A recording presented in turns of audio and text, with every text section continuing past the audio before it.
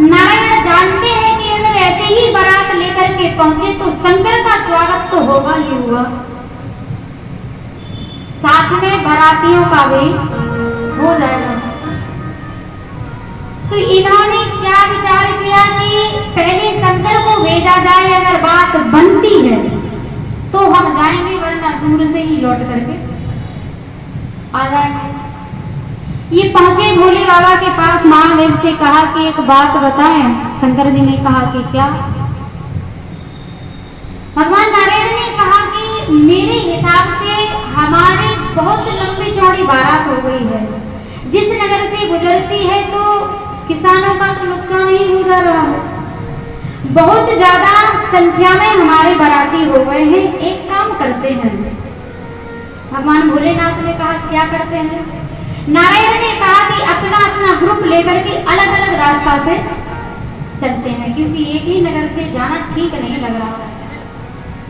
तो शंकर जी तुरंत समझ गए कि आप ये बात क्यों कह रहे हैं। महादेव ने कहा कि देखिए, मैं जितनी जल्दी होठों से की हुई प्रार्थना नहीं सुनता, उतनी जल्दी मैं आपके हृदय की बात को जान जाता हूं। क्योंकि हम मंदिर में जाते हैं, होठों से हम जो प्रार्थना कर रहे हैं, भगवान को सुना रहे हैं, वो सुनते नहीं है, ये सत्य नहीं है, वो सुनते हैं। लेकिन आपके हृदय में क्या चल रहा है, हृदय की बात को और भी जल्दी समझ जाते हैं। क्योंकि ध्यान देना, परमात्मा बाहर खोजने का विषय नहीं है, बाहर ढूंढने का विषय नहीं है। भगवान सदैव हमारे भीतर रहते हैं। एक बार भगवान नारायण बड़े परेशान उदास बैठे हुए थे। नारद जी ने कहा भगवान नारायण से कि प्रभु क्या बात है, उदास क्यों बैठे हुए? भगवान नारायण ने कहा कि मैं दुनिया वालों से बड़ा परेशान हो गया। तो नारद जी ने कहा क्यों? दुनिया वाले क्या कर रहे हैं? नारायण ने कहा कि मैं सबसे ज्यादा अपने भक्तों से ही परेशान हूं।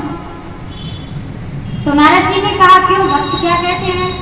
भगवान नारायण ने कहा कि नारद एक बात बताओ, हमारे मंदिर में हमारे भक्त आते हैं एक कामना लेकर के, ये मनोकामना हमारी पूरी हो जाए तो मैं कृपा कर देता हूँ कि ये मेरे भक्त हैं, चलो मेरा नाम लेते हैं, दिन रात मेरी सेवा करते हैं, तो मैं उनकी वो इच्छा पूरी कर देता हूँ।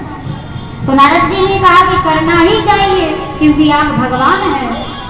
तो भगवान ने कहा कि वो तो ठीक है, लेकिन जैसे ही एक इच्छा पूरी होती है तो मुझे लगता है कि अब मेरा भक्त प्रसन्न होकर के आएगा। धन